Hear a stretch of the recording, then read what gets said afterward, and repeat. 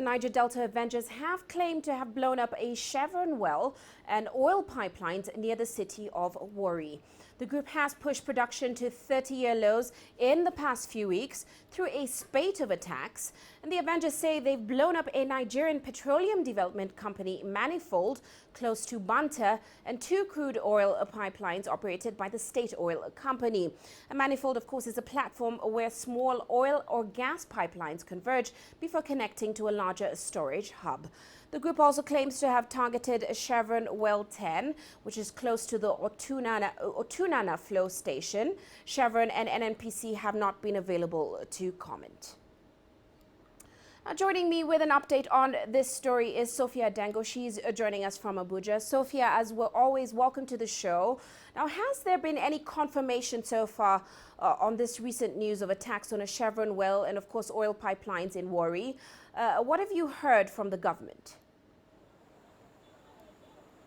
Well, what we know were reports that have come out of the Niger Delta area on 2 wells, Chevron Well 10 in an area known as Otunana, and more attacks on the National Petroleum Corporation lines known as trunk lines in an area known as Banta. Both were claimed responsibility by the Niger Delta Avengers on their Twitter feed. However, that has been since taken down. The Nigerian government is not necessarily highlighting the attacks, but really highlighting the, the idea that the Niger Delta Avengers should not be taken credibly, according to the government, but instead, really the idea that any kind of vandalism by armed groups will not be tolerated, and they will clamp down severely on that. But what we know so far is that these reports have been credible in a sense that those damaged areas, have really seen considerable attacks by armed groups. Uche.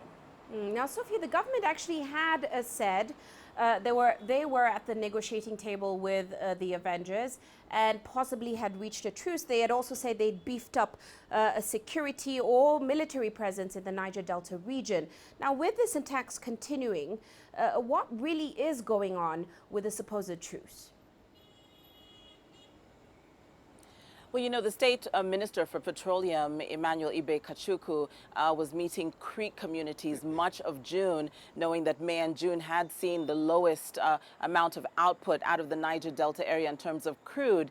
And the idea really was to remedy the leakages that had been noticed within the Petroleum Corporation, and really to remind these communities that the government was doing absolutely everything they could to be able to address the situation in the Niger Delta, and really re-emphasizing that those armed groups that had embraced amnesty should not rearm and take up, a fight under the banner the Niger Delta Avengers and many other armed groups. It is following through on that with a 30-day ceasefire, really hoping to agree with these communities no longer to damage these very vital oil wells. However, of course, that has been overlooked by the Niger Delta Avengers, as seen with these recent attacks in the last few days. Uche.